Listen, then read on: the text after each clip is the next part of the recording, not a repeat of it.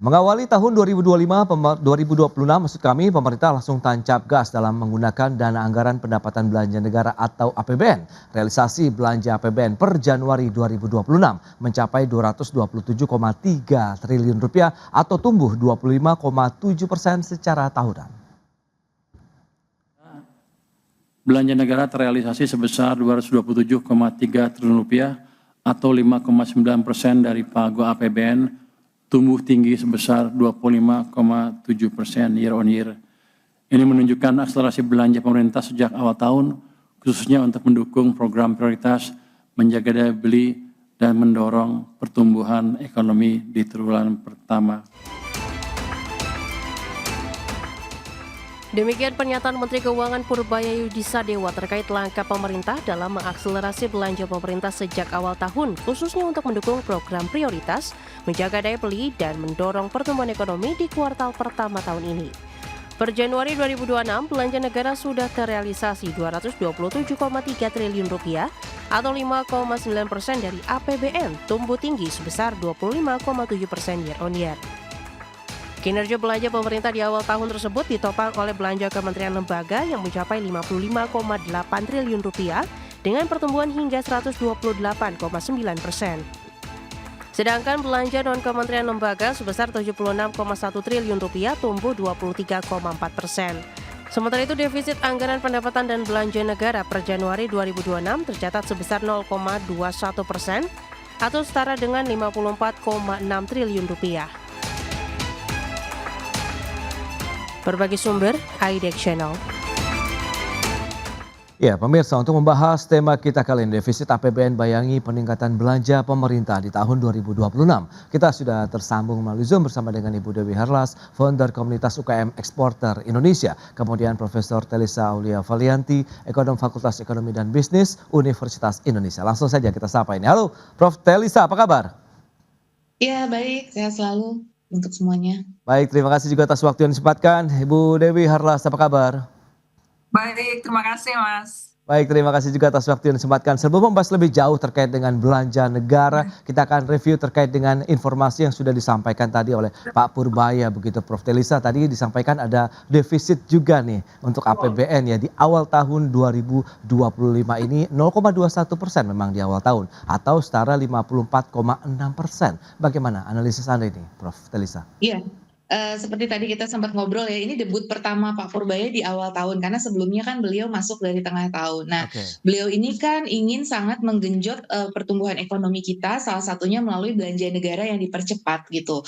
Beliau sangat yakin bahwa nanti kalau belanja negara berjalan, aktivitas ekonomi bergerak, nah nanti ke pajak juga akan meningkat. Nah, sehingga memang di awal tahun tuh langsung digenjot dengan berbagai program untuk memanfaatkan momentum juga di Q1 ini kan momentum hari besar dan lain sebagainya, nanti akan ada stimulus, THR dan lain sebagainya. Jadi memang tidak heran apabila defisit, karena di awal tahun kan biasa penerimaan belum pada masuk. Penerimaan kan biasanya masuknya nanti di Maret dan April ketika masyarakat juga melaporkan SPT. Ya. Penerimaan tertinggi biasanya saat laporan SPT. Nah, jadi ini memang wajar jika di awal tahun defisit. Namun tetap defisit ini kan harus terkendali. Yang kita lihat kan bukan hanya defisit di bulan ini, tapi nanti defisit secara keseluruhan. Jadi kita belum bisa menilai terlalu lengkap karena kan kita belum lihat profil sepanjang tahunnya. Namun di awal tahun ini yang kita baca adalah bahwa pemerintah sedang menggenjot spendingnya gitu. Jadi kita lihat nih debut beliau yang tahun pertama di awal tahun ini kan efeknya nanti seperti apa. Nah, mudah-mudahan spending ini memang bisa lebih mendorong lagi ekonomi kita untuk bergerak maju seperti itu. Itu ya sih yang kami baca ya dari hasil analisisnya. Oke, dari pelaku usaha sendiri Bu Dewi Harlas ini UKM eksporter begitu ya, memang produknya untuk pasar di luar negeri begitu. Ada kekhawatiran atau bagaimana Anda menyikapi dengan defisit APBN begitu di awal tahun?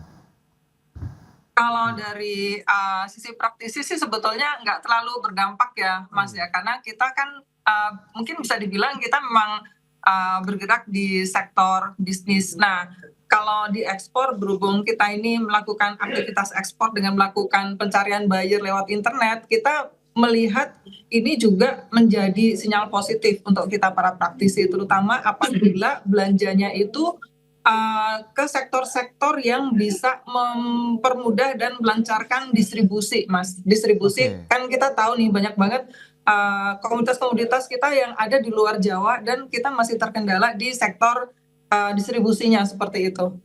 Baik. Nah, kalau kita lihat dengan pemerintah yang mengakselerasi belanja begitu sejak awal tahun untuk mendukung program-program prioritas begitu. Anda melihat ya dampaknya mulai terasa tidak sih dengan upaya menggenjot belanja pemerintah di awal tahun, kemudian nanti diharapkan mungkin ada juga insentif kah atau kebijakan-kebijakan untuk dunia usaha khususnya UKM kita begitu Bu Dewi?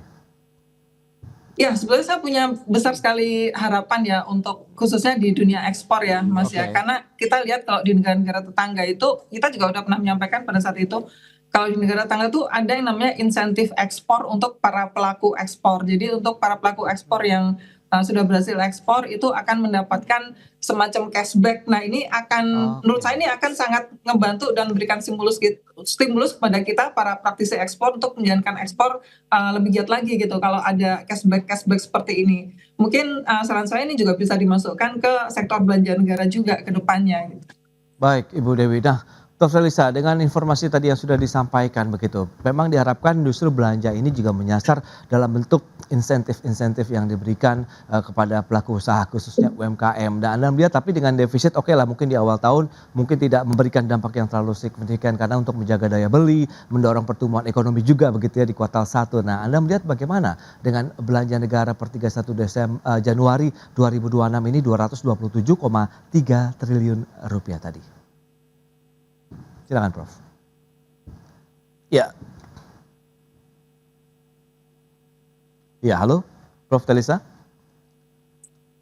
Baik, nampaknya Ya, jadi tadi ke-mute maaf. Jadi gini, pemerintah itu kan sangat eager banget untuk mendorong aktivitas ekonomi di masyarakat melalui spending. Nah, terutama melalui program prioritas. Nah, tetapi alokasinya itu bukan berarti hanya ke program prioritas kan. Maksudnya gini, kita masih ada industri, masih ada usaha yang harus didorong. Jadi tadi kalau harapan dari para pelaku usaha kan inginnya ada insentif juga untuk dunia usaha yang diperhatikan. Dan bukan hanya dunia usaha yang di sektor prioritas. Misalkan, sekarang kan dunia usaha yang lagi banyak dapat benefit itu misalkan makanan minuman ya, karena kan fokusnya ke MBG misalkan. Nah, tapi bukan berarti yang sektor ekspor ini tidak perlu. Jadi harapannya dengan dana yang ada ini kita juga memperhatikan sektor-sektor kita yang lain yang di luar program prioritas begitu. Jadi karena kan bukan berarti makanan yang penting sektor lain jadi nggak penting gitu loh. Nah itu yang mungkin masukan kepada pemerintah agar ini lebih merata dirasakan oleh semua sektor gitu. Bukan hanya sektor yang ada di prioritas. Kan selama ini di prioritas tuh MBG 3 juta rumah, KDMP gitu kan, cek medical gratis 4 itu yang utama. Nah tapi selain itu juga perlu didorong yang lain-lain. Kan kita tetap harus punya PR meningkatkan ekspor untuk mencapai target pertumbuhan 8%, ekspor kita tuh harus meningkat berkali-kali lipat. Nah, UMKM ekspor ini sangat penting. Bagaimana UMKM ini didorong untuk daya saingnya, misalkan dari sisi logistik. Berarti pemerintah harus mengeluarkan anggaran untuk insentif sektor logistik, misalkan kayak gitu. Nah, itu harus tetap diperhatikan seperti itu. Jadi, itu tetap harus diperhatikan ya. Seperti itu. Jadi artinya bahwa alokasi anggarannya bisa direview lagi, masukan-masukan dari stakeholder di luar program prioritas apa juga yang diperlukan gitu loh. Dalam bentuk tax expenditure juga. Tax expenditure itu insentif bisa ya, atau bentuknya subsidi, atau bentuknya ada capacity building expenditure dari pemerintah untuk mendorong misalkan UMKM bagaimana terhubung dalam global supply chain, atau misalkan bagaimana nih UMKM menghadapi tarif yang lagi bergonjang-ganjing ini. Karena kan UMKM kita banyak juga yang menjadi vendor untuk industri tekstil, garment, furnitur, ataupun sektor-sektor yang ekspor ke Amerika misalkan kayak gitu. Nah ini bagaimana menghadapi gonjang-ganjingnya, ada sosialisasinya. Jadi selain dari untuk anggaran sektor prioritas, harapannya juga ada anggaran-anggaran pendampingan agar usaha kita ini tetap bisa berkembang dan menghadapi challenge yang lagi ada di depan mata ini, seperti itu. Baik, nah lantas bagaimana terkait dengan rencana peningkatan belanja negara di tahun ini di tengah bayang-bayang defisit APBN yang semakin melebar begitu karena kita lihat dengan tren beberapa waktu terakhir. Kita akan bahas nanti di segmen berikutnya. Kita akan jeda sebentar, Prof. Telisa dan juga Bu Dewi Herlas, dan pemirsa kami akan segera kembali sesaat lagi. Ya, terima kasih Anda masih bergabung bersama kami dalam Market Review pemirsa, dan berikut ini kami akan sampaikan sejumlah data. Kita akan cermati bersama seperti apa sih realisasi dari belanja negara kita begitu ya. Kita akan lihat bagaimana realisasinya di awal tahun 2026, tadi juga sudah kita ulas begitu ya. Jadi kalau kita sandingkan dengan tahun 2025 180,8 triliun atau 5% dari APBN. Sementara di tahun 2026 ini sudah menyentuh 227,3 triliun rupiah atau 5,9% dari target APBN. untuk realisasi belanja negara di Januari 2026. Dan bagaimana kita akan cermati dari sisi realisasi APBN secara keseluruhan. Ya, pendapatan negara baru 9,5% atau 172,7 triliun rupiah. Ini penerimaan negaranya ada dari sisi pajak 116,2 triliun, tumbuh 30,7%, bea cukai 22,6 triliun rupiah. Sementara belanja negara yang sedang digenjot tadi yang sudah disampaikan oleh Pak Menkyu, Pak Purbaya, begitu 227,3 triliun atau 25,7% dari sisi pertumbuhannya. Sementara untuk belanja negara terdiri dari kementerian, lembaga, dan non-KL. Yang paling tinggi memang belanja kementerian lembaga tumbuh 128,9% atau 55,8 triliun. Sementara non-KL-nya 76,1 triliun atau 23,4%. Sehingga ada defisit APBN tadi 54,6 triliun atau sekitar 0,21%. Itu dia beberapa data yang sudah kita sampaikan dan kita akan lanjutkan kembali perbincangan bersama dengan Prof. Teresa, kemudian juga Ibu Dewi Harlas. Ya. Dengan beberapa data tadi yang sudah disampaikan, Prof, lantas bagaimana kalau misalnya ya kita lihat penggunaan kemudian perencanaan belanja negara begitu di tahun 2026 ingin mengenjot di awal kuartal 1 2025. Ini plus minusnya seperti apa nanti, Prof Teresa, silakan.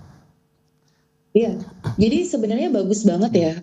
Kita tuh kan ingin menggenjot pertumbuhan pemerintah ini untuk mendorong aktivitas ekonomi sekali lagi kan. Nah itu sudah bagus banget sebenarnya, arahnya itu sudah on the track gitu. Nah cuma tadi alokasinya itu kemana saja itu harus betul-betul kepada sektor yang memberikan multiplier efek yang tinggi. Dan juga pemerataannya harus diperhatikan. Jadi misalkan dana ini mengalirnya kemana sih, sampai nggak di UMKM. Yang kita khawatirkan ini sampainya hanya di korporasi besar. Padahal kan nafas kita katanya ekonomi Pancasila, ekonomi kerakyatan. Nah ini likuiditas ini harus betul-betul dirasakan kenaikannya oleh rakyat juga seperti itu. Nah jadi bagaimana memastikan bahwa anggaran ini betul-betul sampai ke masyarakat gitu. Nah itu juga yang penting. Jadi masyarakat tuh bisa merasakan gitu loh. Selain lewat bansos ya, karena gini, misalkan kemarin isu PBI gitu kan. Nah ternyata ada narasi-narasi bahwa dana untuk PBI ini berkurang karena dana transfer ke daerah berkurang untuk membiayai MBG misalkan. Nah narasi-narasi seperti itu perlu dipastikan bahwa itu tidak persis seperti itu ya, karena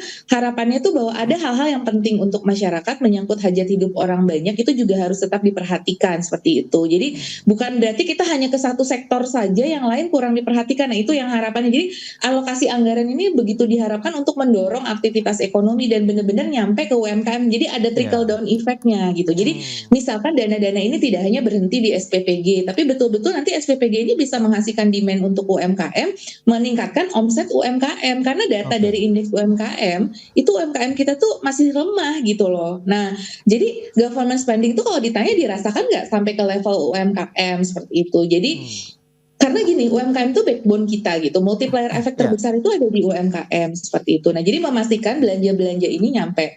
Terus kemudian yang kedua, memastikan sustainability fiskalnya itu sendiri, yaitu dari sisi penerimaan. Jadi artinya bahwa kita tidak ingin menutup pembiayaan yang besar ini, pengeluaran pemerintah yang besar ini hanya melalui utang ataupun lain. Jadi kita memang harus ada reformasi di perpajakan, kebocoran perpajakannya harus dirapikan. Jadi dari sisi spendingnya tadi harus alokasinya itu lebih clear kemana-kemananya untuk mencapai multiplier efek yang lebih besar. Dari sisi penerimaannya harus sebanding, penerimaannya juga harus bisa mendukung rencana-rencana pengeluaran yang besar ini agar defisit ataupun sustainability keamanan fiskal kita tetap terjaga. Jadi harus komprehensif seperti itu. Oke, nah kita ke Bu Dewi langsung nih sebagai pelaku usaha UKM yang juga memang tadi ada orientasi ekspor juga ke sana. Begitu, Anda melihat bagaimana dengan upaya-upaya pemerintah untuk mengenjot pembelanjaan di tahun 2026 ini, atau paling tidak kalau misalnya Anda bisa mereview juga di tahun 2025 ini sudah tepat sasaran, tepat manfaat begitu, atau bagaimana Bu Dewi?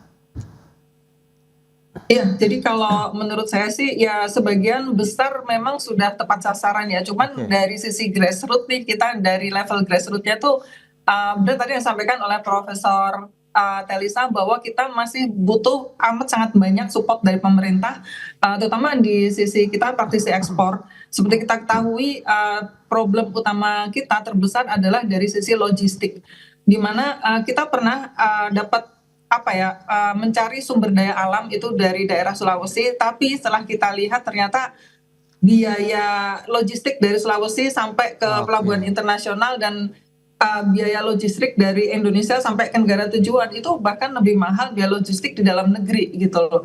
Nah, jadi gimana kita mau bicara meningkatkan ekspor kalau harga kita aja di lokalnya aja udah nggak bisa bersaing gitu kan. Nah, kemudian kita juga butuh banget alokasi dana support dalam banyak hal. Kita ketahui UKM kita itu kebanyakan saat ini posisinya itu hanya bisa produksi. Mereka sangat sebagian besar nggak tahu gimana caranya untuk memasarkan produknya. Kenapa? Karena sebagian besar mereka nggak melek digital. Padahal untuk bisa expand market itu sangat butuhkan orang-orang yang melek digital. Nah, kelemahan UKM ada nggak sih sektor-sektor atau belanja-belanja negara yang dialokasikan lebih besar ke sini sehingga akan lebih bisa meningkatkan naik kelas lah para UKM ini. Seperti itu Mas dari saya. Oke, dan Anda melihat bagaimana dengan tahun 2026 dari sisi tantangannya bagi sektor UKM ekspor kita, begitu apakah akan lebih smooth dibandingkan dengan tahun sebelumnya atau bagaimana Bu Dewi? Kalau bicara tantangan 2026 ini jujur secara to be honest ya, ini banyak sekali tantangannya Mas. Mulai dari kondisi politik global yang nggak menentu pada saat ini, lalu fluktuasi kurs rupiah kita juga ya sekarang tinggi banget, walaupun kalau dari sisi eksportir kita seneng nih Mas, karena rupiah melemah, dolar tinggi, otomatis pendapatan kita naik gitu. Cuman kan ada efek di dalam negerinya yang nggak bisa kita kesampingkan kan, karena akan terjadi inflasi, dan inflasi ini juga akan berakibat terhadap proses produksi kita yang akhirnya juga menjadi tinggi juga gitu. Jadi ya banyak yang harus kita hadapi, terutama dari sisi tadi sekali lagi logistik, karena komunitas-komunitas kita adanya di luar pulau, dan terutama kalau untuk kopi ya kita adanya di Aceh, Takengon, sedangkan daerah ini sedang terdampak kemarin setelah banjir bandang dan sampai dengan hari ini masih belum pulih 100%.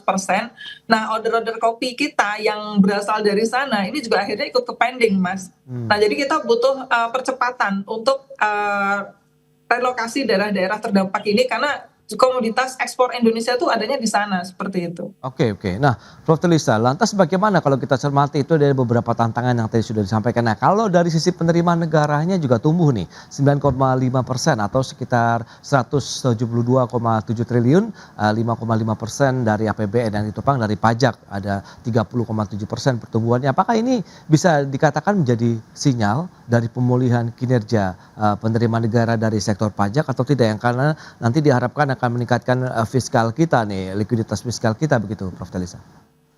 Ya, memang sudah kelihatan perbaikan pajak ya. Nanti harapannya benar-benar kelihatan banget nanti di Maret April ketika orang pertama pakai Cortex ya. Jadi kalau kita lihat penerimaan pajak ini tumbuhnya satu didorong PPN dan PPNBM.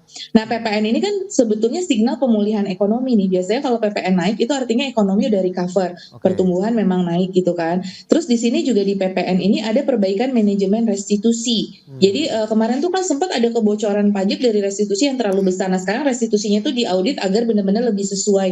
Nah, itu juga yang membantu kenapa di Januari ini peningkatan pajak secara neto itu bisa tumbuh sampai 30,7%. Namun PPHOP dan PPh 21 ini masih turun ya saat ini di Januari, tapi nanti di Maret April harusnya itu meningkat.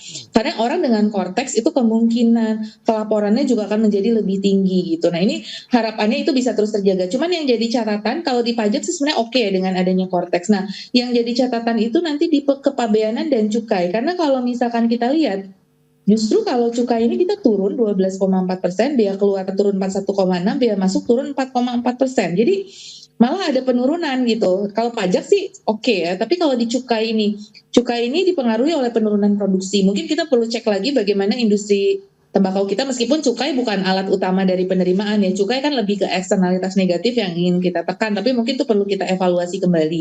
Kemudian juga meningkatnya impor tarif MFN 0%, utilisasi FTA, dan ini juga biaya masuk ini dan biaya keluar ini kan karena ada tarif-tarif kemarin itu ya. Nah, ini sudah mulai terlihat dari data kita yang di biaya masuk ini sendiri itu mengalami penurunan gitu, penerimaan biaya masuk kita akibat adanya impor tarif yang nol gitu loh. Nanti kan beberapa tarif akan nol ya. Kita nih dengan perjanjian kemarin gitu. Iya, nah itu juga akan menurunkan gitu di sisi penerimaan biaya masuk. Walaupun itu tidak besar ya dalam share-nya, share kita itu di Januari itu misalkan 22T gitu penerimaan kepabeanan cukai dibandingkan dengan pajak yang ratusan T gitu. Memang belum seberapa, tetapi Artinya bahwa kedepannya dengan adanya ketidakpastian global dan tarif ini bisa menekan juga gitu di sisi cukai dan bea masuk ini gitu. Itu juga perlu jadi perhatian. Terus Iya. PNBP, nah PNBP juga perlu untuk digenjot ya. Penerimaan PNBP ini yang tumbuh itu adalah PNBP dari KL dan Minerba gitu, dan pendapatan BLU. Tapi yang SDA Migas dia terkontraksi gitu. Nah itu mungkin yang SDA Migasnya bisa kita kejar lagi gitu ya. SDM Minerbanya juga harapan. Jadi PNBP ini juga harapannya bisa membaik juga. Dan bagaimana BUMN kita ini lebih produktif. Karena kan gini, banyak sekali ya di program-program prioritas itu yang sangat pro kepada BUMN. Oke. Ya, memberikan banyak lahan untuk BUMN. Nah, seharusnya ini bisa memperbaiki dividen BUMN juga gitu loh. Sumbangan BUMN itu bisa meningkatkan PNBP. Nah, BUMN kan nanti dengan adanya Danantara jadi lebih sehat nih. Nah, itu harapannya juga bisa menjadi sumber penghasilan negara seperti itu. Jadi jangan hanya dikasih tambahan proyek, tapi juga harus ada tuntutan dari tambahan kinerjanya, sumbangan untuk negaranya gitu dari BUMN ini melalui Danantara juga atau melalui PNBP secara langsung gitu. Oke, menarik untuk dicermati berikutnya. Seberapa besar akhirnya potensi peningkatan utang pemerintah nih sebagai konsekuensi tadi dari defisit yang mungkin dikhawatirkan akan lebih melebar lagi di tahun 2026. Kita bahas nanti di segmen berikutnya. Prof. Telisa, Bu Dewi, kita akan jeda kembali sebentar ya. Dan pemirsa, tetaplah bersama kami. Ya, terima kasih Anda masih bergabung bersama kami dan kita akan lanjutkan kembali perbincangan bersama dengan Profesor Telisa Aulia Valianti, Ekonom Fakultas Ekonomi dan Bisnis dari Universitas Indonesia. Kemudian ada Ibu Dewi Harlas, founder komunitas UKM Eksporter Indonesia.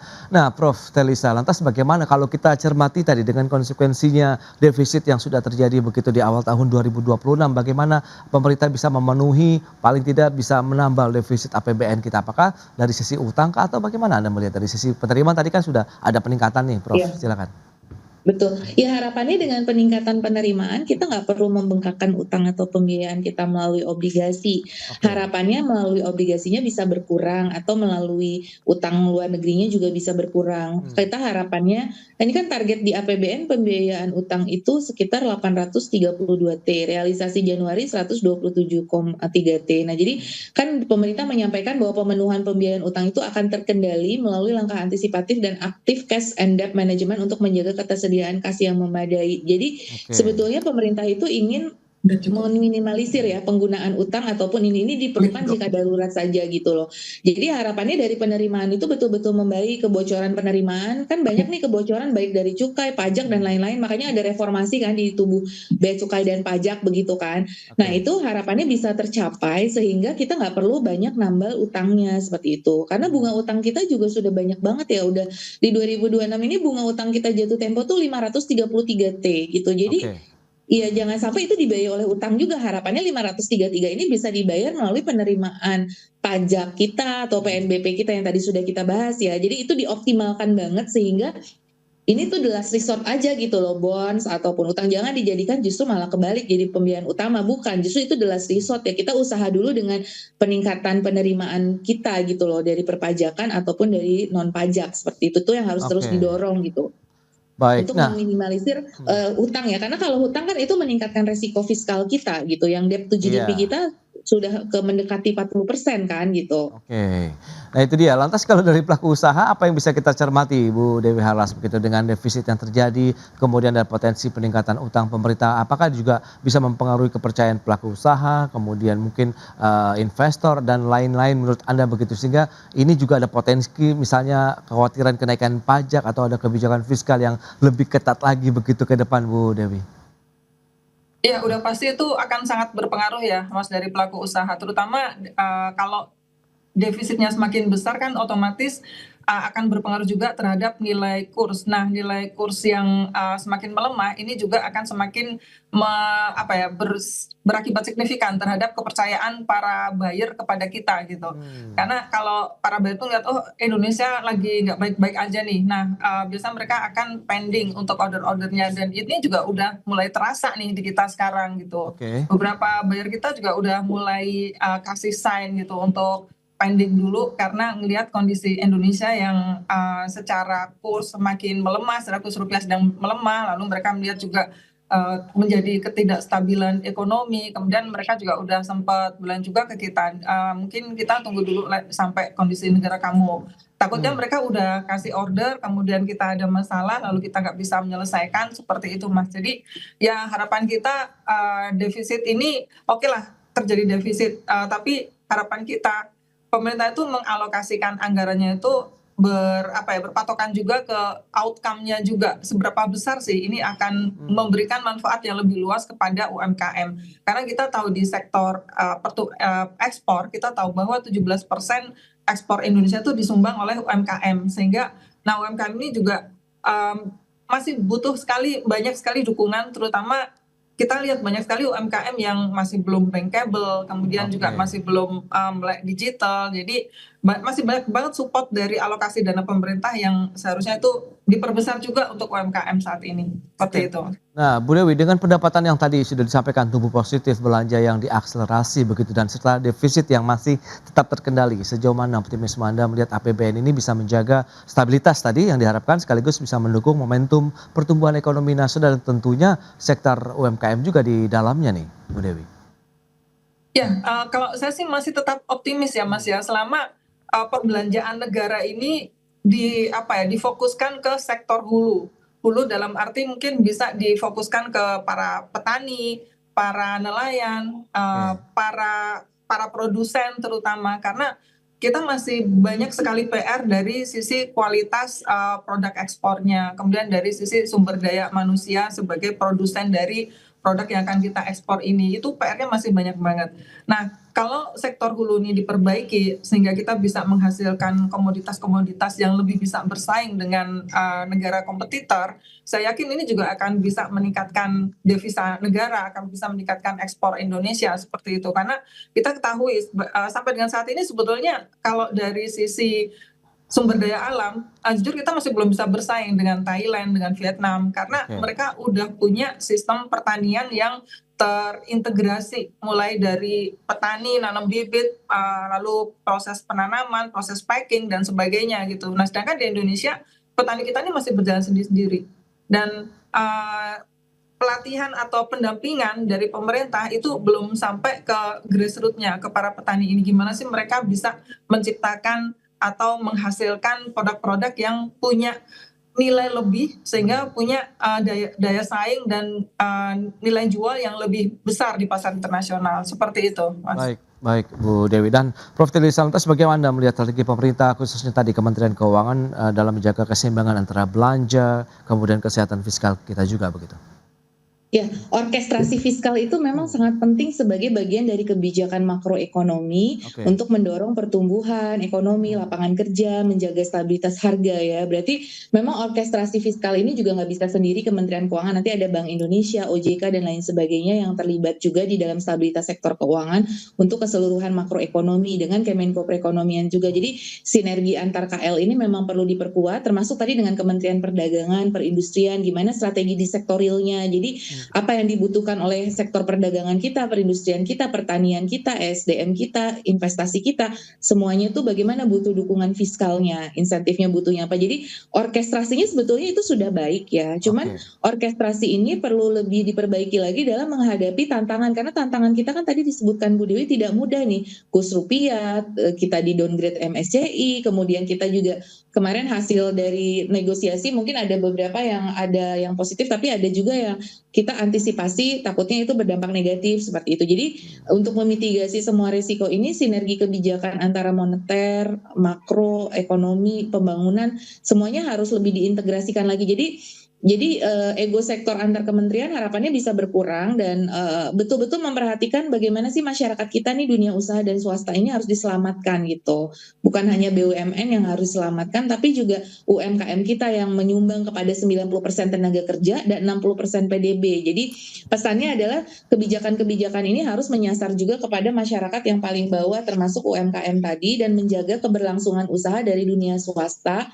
Karena swasta ini juga diperlukan untuk menjadi motor pertumbuhan ekonomi. Bagaimana kebijakan-kebijakan yang dihasilkan nanti pro swasta dan rakyat keseluruhan juga seperti itu. Jadi ekonomi negara bukan berarti tidak ada peran swasta dan rakyat di situ gitu loh. Justru peran swasta rakyat ini juga harus didorong terus gitu untuk menyelamatkan hajat hidup orang banyak sesuai dengan amanah Undang-Undang Dasar 1945, katanya kita ekonomi Pancasila, ekonomi kerakyatan. Jadi bagaimana kebijakan fiskal yang pro rakyat, kebijakan makro yang pro rakyat itu betul-betul diimplementasikan. Jadi bukan hanya di level policy, tapi implementasinya harus betul-betul dicek, diawasi agar sesuai dan tepat sasaran dan menerima masukan dari para pemangku kepentingan. Baik, Prof. Itu dia terkait dengan bagaimana mengelola keuangan negara, begitu orkestrasinya harus benar-benar solid begitu antar pemangku kepentingan begitu di Indonesia, sehingga nanti ujung-ujungnya tepat sasaran, tepat manfaat, tepat guna juga untuk seluruh masyarakat di tanah air. Baik, Prof. Telisa, kemudian Ibu Dewi Erlas, terima kasih banyak atas informasi update dan juga insight yang sudah diberikan kepada pemirsa pada hari ini. Selamat melanjutkan aktivitas Anda kembali. Salam sehat. Sampai berjumpa kembali. Terima kasih, Prof. Terima kasih, Bu Dewi. Salam sehat. Terima kasih, Mas Pras. Terima kasih. Ya, pemirsa, sebagai tindak lanjut kerjasama investasi dan perdagangan dengan Amerika Serikat, Indonesia berencana mengimpor minyak mentah dan gas dengan nilai mencapai 15 miliar dolar Amerika Serikat per tahunnya. Dan rencana impor ini dianggap sejalan dengan upaya pemerintah untuk memperkuat ketahanan energi nasional. Pemerintah Indonesia berencana meningkatkan impor minyak mentah dan gas dari Amerika Serikat dengan nilai mencapai 15 miliar US dollar per tahun atau setara 253,23 triliun rupiah. Rencana impor tersebut sebagai tindak lanjut kerjasama investasi dan perdagangan pasca penandatanganan dokumen Implementation of the Agreement Toward New Golden Age US-Indonesia Alliance oleh Presiden Prabowo Subianto dan Presiden Donald Trump. Menteri Investasi dan Hilirisasi yang juga Kepala BKPM Rosan Perkasa Roslani mengungkapkan langkah ini dianggap sejalan dengan upaya pemerintah memperkuat ketahanan energi nasional di tengah dinamika geopolitik dan fluktuasi harga komoditas global. Peningkatan impor energi dari Amerika juga diharapkan memperdalam hubungan dagang bilateral kedua negara. Ada kesepakatan untuk melakukan impor gas dan crude oil nilainya 15 miliar dolar per tahunnya, dan juga adanya rencana untuk lebih meningkatkan kerjasama di bidang ekonomi, terutama di dalam hal ini di bidang investasi, dan kita juga sudah memulai pembicaraan adanya beberapa kemungkinan investasi on the pipeline yang menyangkut di beberapa bidang, baik itu di bidang oil and gas maupun di bidang-bidang lainnya. Dengan nilai transaksi yang mencapai ratusan triliun rupiah per tahun, rencana impor energi ini berpotensi menjadi salah satu komponen terbesar dalam penguatan kerjasama ekonomi Indonesia-Amerika Serikat ke depan. Tim Liputan IDX Channel. Ya, pemirsa, untuk membahas tema kita kali ini, peta baru impor migas dukung ketahanan energi nasional, kita sudah tersambung melalui Zoom bersama dengan Bapak Fabi Tumiwa, CEO Institute for Essential Services Reform, dan juga Mas Mose Rizal, praktisi industri migas. Langsung saja kita sapa ini. Halo Pak Fabi, apa kabar? Halo, kabar baik. Baik, terima kasih Pak Fabi atas waktu yang disempatkan. Kemudian Mas Mose, apa kabar? Baik Mas Pras, terima kasih sudah diundang. Baik, terima kasih juga atas waktu yang disempatkan. Sebelum membahas lebih jauh, tadi sudah disampaikan ya, terlepas kalau kita lihat memang dari beberapa dinamika yang muncul begitu ya terkait dengan kebijakan Donald Trump sendiri, ada pembatalan begitu oleh Mahkamah Agung di Amerika Serikat. Nah, lantas mungkin kita ke Fabi terlebih dahulu melihat urgensi dari perjanjian impor migas melalui tadi perjanjian Agreement of Reciprocal Trade dengan Amerika Serikat ini seperti apa jadinya nih Pak? Ya, kalau kita lihat dasar dari perjanjian yang kita tangani kemarin kan memang dimulai dari defisit ya, neraca dagang Indonesia Amerika Serikat, lalu kemudian Presiden Trump menetapkan tarif yang tinggi, dimaksudkan untuk balance, dan dalam perjalanannya memang dibuat perjanjian untuk mengurangi defisit perdagangan dengan Amerika Serikat. Nah, di dalam menyusun perjanjian itu ternyata tidak saja urusan tarifnya, mana yang mendapatkan bea masuk, mana yang tidak, mana yang mendapatkan tarif untuk kita produk dari Indonesia dan juga dari US, tetapi perjanjian itu lebih jauh lagi, termasuk mewajibkan, apakah ini saya tidak tahu apakah menjadi bagian dari negosiasi awal, tapi kemudian mewajibkan kita untuk mengimpor produk bahan bakar begitu ya dari Amerika Serikat. Nah, memang kalau kita lihat juga ada kebutuhan dari Amerika Serikat untuk mengekspor produk-produk mereka, yaitu khususnya dalam hal ini LPG, LNG dan minyak mentah juga. Jadi kalau buat Indonesia mungkin dilihatnya ini sebagai upaya untuk mendapatkan jaminan pasokan jangka panjang, walaupun kita tahu ini perjanjiannya kalau tidak salah kan dalam waktu 5 tahun ya.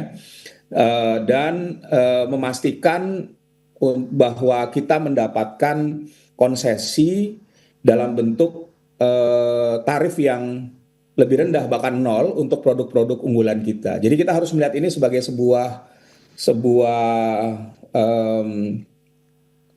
bagian dari negosiasi yang sebenarnya tadinya tidak ada hubungannya dengan pengadaan energi, tapi kemudian masuk di sana, dan angka yang ada kan cukup besar, 15 billion dollars ya, dan mungkin ini dilihat sebagai upaya untuk menyeimbangkan neraca dagang itu. Oke, Pak Begitu Faldi. kira-kira. Baik. Nah, Mas Mose, dari sisi praktisi industri migas sendiri melihat bagaimana persyaratan kewajiban impor migas dari Amerika Serikat ini dalam Agreement of Reciprocal Trade yang baru saja ditandatangani oleh Presiden begitu? Iya, tadi disampaikan mengenai ada ketimpangan neraca perdagangan antara Amerika dan Indonesia.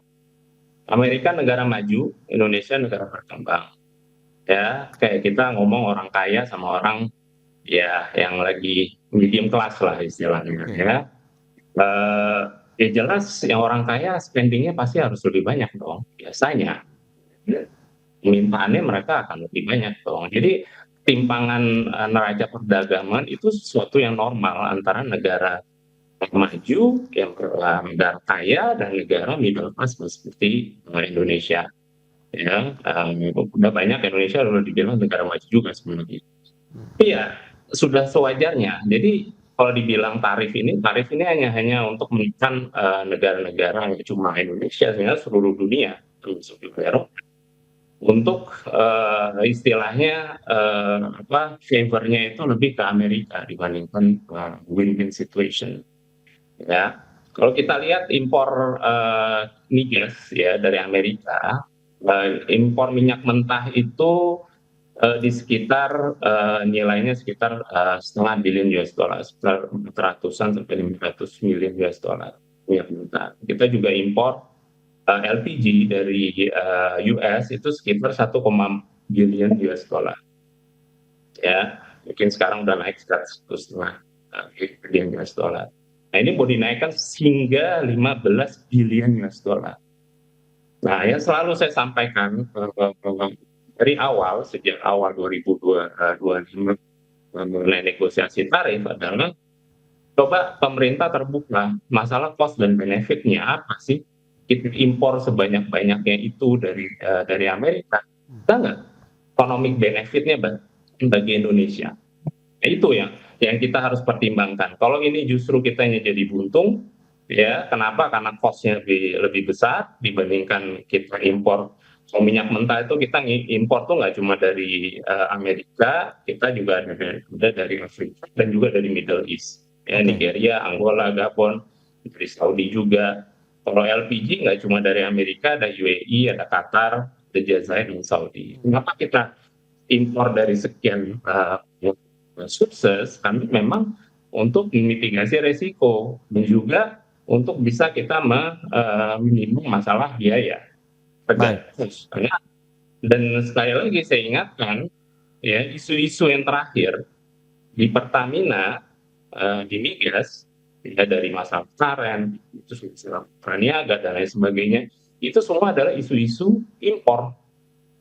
Kenapa? Karena ada bukti merugikan negara. Ya jangan sampai ini jadi kejadian lagi nanti berapa tahun kemudian ternyata ada kerugian negara di sini. Nah ini yang saya sayangkan.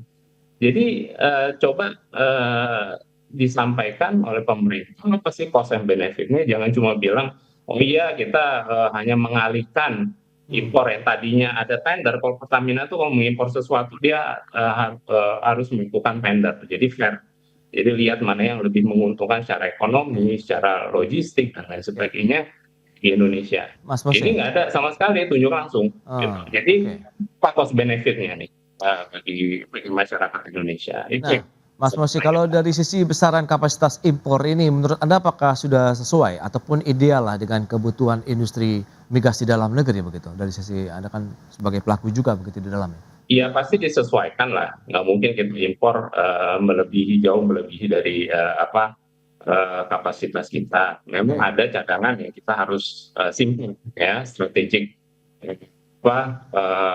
untuk energi kita. Ya. Tapi itu pun juga kita harus melihat dari sisi ekonomi karena kita bicara miliaran dolar ini, ya bukan bicara barang murah, ya.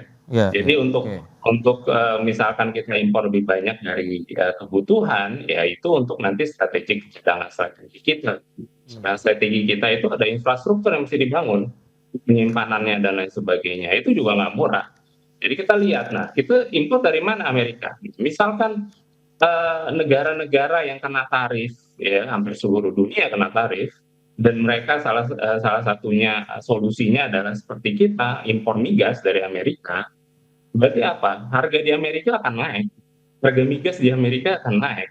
Yang kena dampaknya siapa? Ya Indonesia yang kita mengimpor dari mereka.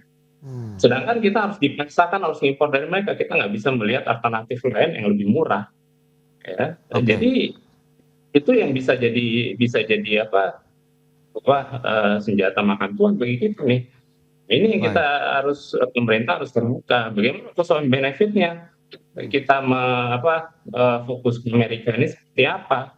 Sedangkan Amerika itu bukan investor terbesar kita, yang Amerika juga bukan partner dagangan terbesar kita juga. Baik, Mas Mose. Nah ini dia, apakah pemindahan asal impor ke produk hulu migas asal Amerika Serikat ini juga bisa memenuhi kebutuhan ataupun pasokan di dalam negeri, atau memang ini bagian daripada upaya diversifikasi lah misalnya begitu ya, untuk mengurangi ketergantungan pada kawasan tertentu? Kita akan bahas nanti di segmen berikutnya Mas Mose, kemudian Pak Fabi, kita akan jeda dulu sebentar ya, dan pemirsa kami akan segera kembali sesaat lagi. Ya, terima kasih Anda masih bergabung bersama kami, dan berikut ini kami akan sampaikan sejumlah data untuk Anda. Kita akan cermati bersama seperti apa nilai impor migas dari Amerika Serikat. Ini dia seperti yang bisa Anda saksikan di layar televisi Anda. Kita akan cermati dari tahun 2022, 2023, 2024 dan juga 2025. Trennya ini cenderung naik ya, meskipun kita lihat ada penurunan dari tahun 2022 ke 2023, tapi setelah itu langsung melonjak di tahun 2025 menyentuh 3,01 miliar dolar Amerika Serikat. Dan selanjutnya kita akan lihat dari negara asal impor minyak mentah kita begitu dari mana saja. Ya ini dia, ada Nigeria 4,63 juta ton, kemudian Angola, kemudian ada Arab Saudi, Brazil dan Australia. Ini dia negara asal impor minyak mentah terbesar di tahun 2025 data dari BPS itu dia. Dan kita akan lanjutkan kembali perbincangan bersama dengan Bapak Fabi Tumiwa, kemudian juga Mas Mose Rizal. Nah, dengan beberapa informasi kemudian tadi sempat tertunda, kalau kita lihat Pak Fabi, lantas bagaimana Anda melihat upaya-upaya pemindahan asal impor produk migas kita, kemudian apakah bisa memenuhi kebutuhan di dalam negeri sendiri, kemudian bagaimana dengan jaraknya sendiri yang mungkin harus kita kalkulasikan juga Pak Fabi? Ya, jadi kalau kita lihat ya dari alasan pemerintah mengatakan kan sebenarnya kalau dari sisi import ini net ya, karena hanya memindahkan dari impor yang tadinya dilakukan dari negara lain ke US. Tapi kita harus lihat beberapa hal. Yang pertama adalah kalau tadinya kita melihat ada diversifikasi ya untuk beberapa produk, dan diversifikasi ini penting dalam konteks energy security sebenarnya, karena kita tidak ingin bergantung pada satu sumber saja, di mana kalau ada kendala dengan sumber itu maka pasokan kita menjadi terganggu. Tapi kalau kita lihat untuk produk seperti LPG misalnya ya, yang direncanakan oleh pemerintah hari ini, kita kira-kira mengimpor LPG itu 54% dari US. Nah, rencana pemerintah itu menaikkan ke 75-80%. Artinya lebih dari 3/4 ya, pasokan LPG kita akan bergantung pada Amerika Serikat. Dan kenapa LPG ini menjadi isu yang penting? Karena hari ini 80% lebih LPG yang beredar di Indonesia itu adalah produk bersubsidi. Ya, kita jual dengan harga subsidi, tidak berdasarkan harga market. Dan persoalannya selama ini adalah harga selisih ya, disparitas antara harga jual dalam negeri dan harga produknya itu bertambah mahal. Sehingga subsidi pemerintah semakin besar. Nah, implikasinya apa? Dengan harga LPG yang lebih mahal, kita beli dari Amerika Serikat, hitungannya kira-kira antara 10 sampai 15% rata-rata, maka ada tambahan biaya sampai dengan ya 2 sampai 3% lah dari cost itu ya. Nah, itu yang paling tidak, artinya kita bisa lihat ada dampak pada fiskal kita karena subsidi itu akan lebih besar. Nah, yang lain juga yang harus diperhatikan dengan adanya ini, kita juga menggeser sebenarnya neraca dagang ya dengan negara lain. Misalnya kalau tadinya kita impor dari Timur Tengah, kita punya neraca dagang ya yang positif misalnya ya. Nah, dengan kita menggeser tadi bisa saja berubah juga. Ya, nah, yang kita tidak tahu apakah kemudian nanti ada upaya-upaya yang sama dari negara-negara mitra dagang kita yang lain untuk melakukan upaya seperti Amerika Serikat. Nah, ada risiko-risiko itu paling tidak ya. Nah, dan juga yang harus dilihat bahwa implikasinya nanti ke dalam surplus kita, ya. Karena kalau tadi yang seperti dikatakan oleh Pak Mose bahwa implikasinya nanti lebih mahal, ya, maka neraca perdagangan kita sendiri atau surplus ya, neraca perdagangan kita kan akan turun. Implikasinya apa? Implikasinya pada nilai tukar, ya, kemampuan kita, nilai tukar kita bisa jadi akan semakin turun. Nah, ini hal-hal yang mungkin tidak disebutkan di dalam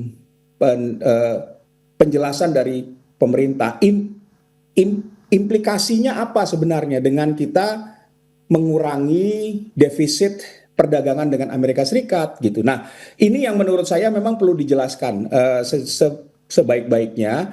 Cost benefitnya apa sih gitu. Jadi jangan hanya bilang oh sekedar ini pindah dari satu negara ke negara lain. Tapi saya kira ada implikasi yang lebih besar di sisi fiskal dan makroekonomi. Dan juga tadi kita kehilangan kesempatan untuk mendapatkan produk yang lebih murah. Kita tahu beberapa produk itu bisa saja berubah-ubah harganya. Nah, yang harus diingat ini kita harus mengimpor tidak hanya dalam waktu 1-2 tahun, tapi dalam waktu 5 tahun. Artinya selama 5 tahun kita terkunci ya pada satu negara. Nah, ruang Pertamina nanti untuk mendapatkan produk yang lebih murah sehingga dia bisa menjual dengan harga energi yang lebih murah, itu juga akan terganggu. Nah, ini yang menurut saya harus dijelaskan sebaik-baiknya. Ya, supaya beban fiskalnya kan harus ditanggung oleh rakyat gitu loh. Baik. Nah, Mas Mosi, kita kembali lagi ke Mas Mosi. Kalau bagaimana dari sisi klaim investasinya begitu dengan adanya perjanjian resiprokal begitu dengan Amerika Serikat, apakah masih akan tetap terjaga begitu dengan kondisi seperti saat ini, dan Anda melihat bagaimana nanti untuk Indonesia sendiri ke depan begitu? Iya. Tadi saya setuju dengan Pak Fabi tadi. Terus ini kita harus lihat secara detail ya. Sebelumnya saya sebelum jawab itu ini ada dari lembaga riset namanya Celio Center of Economic Law and Studies mencatat ada 21 poin potensi merugikan Indonesia dengan kebijakan atau agreement antara Indonesia dengan Amerika yang baru ini. Ya, ternyata kalau di dalam situ hanya masalah kita impor migas, di situ ada ternyata impor biofuels juga.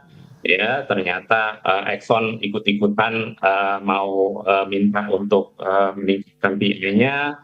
Terus di situ ada penghapusan TKDN. Terus Freeport ternyata ikut-ikutan juga pengen deal dengan panjangan kontraknya dan lain sebagainya. Ini jadi implikasinya jadi menyebar kemana-mana, dan terus terang kita sangat-sangat khawatir. Kalau masalah dari sisi investasi seperti apa? Kalau investasi yang bermanfaat bagi kita, yang mau invest ke Indonesia kan nggak cuma Amerika. Dan tadi saya bilang Amerika tuh investor terbesar kita. ya apalagi Chevron sudah keluar, ya Exxon masih ada Exxon, Philips dan lain sebagainya sudah juga keluar dan lain sebagainya. Kalau mereka akan masuk lagi investasi, dan sebenefit apa?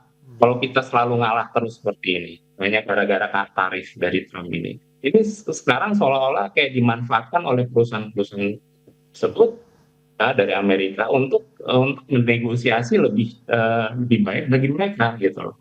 Nah ini yang sangat disayangkan. Jadi pemerintah harus bisa tegas akan hal-hal seperti ini dan bagaimana kepentingan masyarakat Indonesia, bagaimana kepentingan negara dulu yang dipentingkan. Prioritasnya itu. Negosiasi harus konkret dan kita harus bisa bersikap tegas. Nah, masalah iklim investasi ke Indonesia yang tadi saya bilang, yang lain yang mau invest ke Indonesia, harus Amerika bukan investor terbesar. Jadi dampaknya seperti apa? Pak bilang, ini bisa ada resiprokal masalah dengan negara-negara yang kita shifting tadi. Mereka bisa retaliasi juga ke kita, di mana salah satu retaliasi mungkin dari sisi investasinya juga. Gitu. Nah ini yang sangat dikhawatirkan. Ini dampaknya bisa kemana-mana dan pemerintah sangat ya pemerintah untuk bisa istilahnya menalah ini dan melihat secara sedetail-detailnya dan dampaknya seluas-luasnya seperti apa. Jangan cuma yang penting Trump happy, kita happy, rate 0, ya nanti masalah ke depannya berapa tahun kemudian yang kita rasakan. Nah itu yang sangat disayangkan. Baik, itu dia beberapa poin yang memang harus dicermati bersama dengan adanya penandatanganan tarif resiprokal antara Indonesia dan juga Amerika Serikat. Meskipun kita tahu ada permasalahan hukum juga begitu di Amerika Serikat ya terkait dengan dari sisi Mahkamah Agung begitu yang menganulir upaya keputusan dari Donald Trump sendiri. Tapi kita akan lihat ke depannya seperti apa. Yang penting kita harus bisa mengamankan juga dari sisi ketahanan energi nasional kita begitu. Di samping mungkin kita bisa mencari apakah diversifikasi lain masih bisa didapatkan seperti yang Mas Mose sampaikan, kita bisa mendapatkan juga produk-produk migas dengan harga yang lebih murah lagi misalnya begitu ke depan ya. Baik Mas Mose, kemudian Pak Fabi, terima kasih banyak atas informasi, update dan juga insight yang sudah diberikan kepada pemirsa pada hari ini. Selamat melanjutkan aktivitas Anda kembali, salam sehat. Sampai berjumpa kembali. Terima kasih Pak Fabi. Terima kasih Mas Mose. Terima kasih Mas Pras. Baik pemirsa, 1 jam sudah saya menemani Anda dalam Market Review dan perbaharui terus informasi Anda hanya di IDX Channel, your trustworthy and comprehensive investment reference. Karena urusan masa depan harus terdepan. Aku investor saham. Saya Prasetyo Wibowo beserta seluruh kerabat kerja yang bertugas pamit undur diri. Terima kasih dan sampai jumpa.